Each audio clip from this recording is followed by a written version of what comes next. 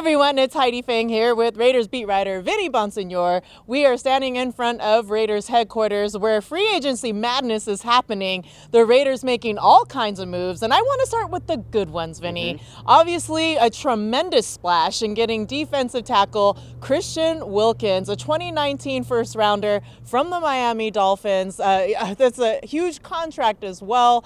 Tell us about the details of this and what it means to have now this crazy, formidable force on this defensive line. By the way, the Raiders could have drafted him. Yeah, right? But Another Clemson guy. Exactly. They ended up drafting Cleve Farrell. Exactly. So, but they end up getting their man. And Antonio Pierce brought this up at the scouting combine, the importance of adding a dominant defensive tackle, interior force. That's exactly what they get in Christian Wilkins, coming off a career-high 9 tackles. He was 5th in the NFL among tackles and getting quarterback pressure, beating double teams.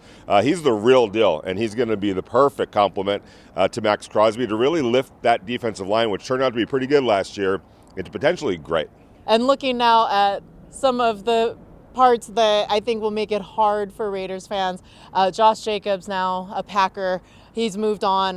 He was a free agent. Vinny, what can you tell us about this? How did this come to be? Yeah, and I've exchanged some messages with Josh. He definitely wanted it to work here in Las Vegas, but it didn't. It's a business. The contract that he's getting with the Packers looks like 4 years, $48 million. I think it works out to about $12 million a year. We'll see what the guarantees or the full guarantees are on that. I think everybody wishes Josh Jacobs well. He got his bag, no question about it. I didn't think the Raiders were going to go that high. Obviously, they didn't.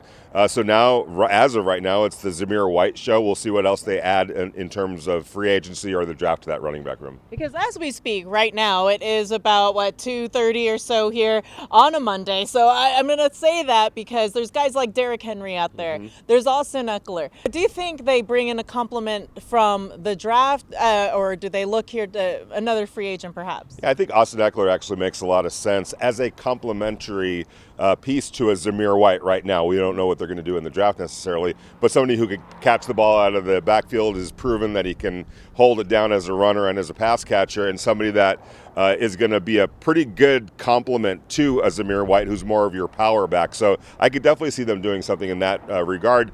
Remember, it's Zamir White's getting paid $980,000, which is peanuts. $1 million. So they have a little bit of flexibility in that room to maybe add a veteran player that can get some things done, and as a versatile complement to Zamir.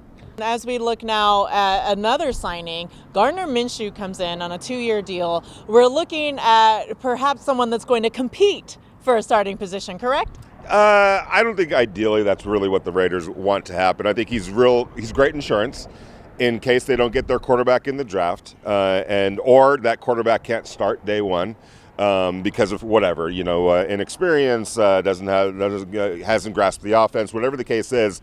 He's coming in as basically, ideally, the backup quarterback with the possibility of being the starter in case things don't work out with the rookie quarterback or Aiden O'Connell. So ideally for the Raiders anyway, as a strong veteran backup, which I think he's great in that role. But if you're asking him to be the day one starter and that's the plan, I don't think that plan holds much water. Okay, Vinny, now looking at all of the things that have happened this far, again, I said it is an afternoon here on a Monday, so we know that things are going to be shaken. The Raiders obviously making aggressive moves here. What direction do you think the team might go now? Certainly the offensive line. They brought back Andre James, their starting center. They still have a hole at right tackle, depending on what happens with Greg Van Rooten, that they're going to be in the business at right tackle. So offensive line, some more defensive linemen. They still have some holes there along the defensive line, and linebacker, potentially cornerback. So those are the positions that I would keep an eye on right now.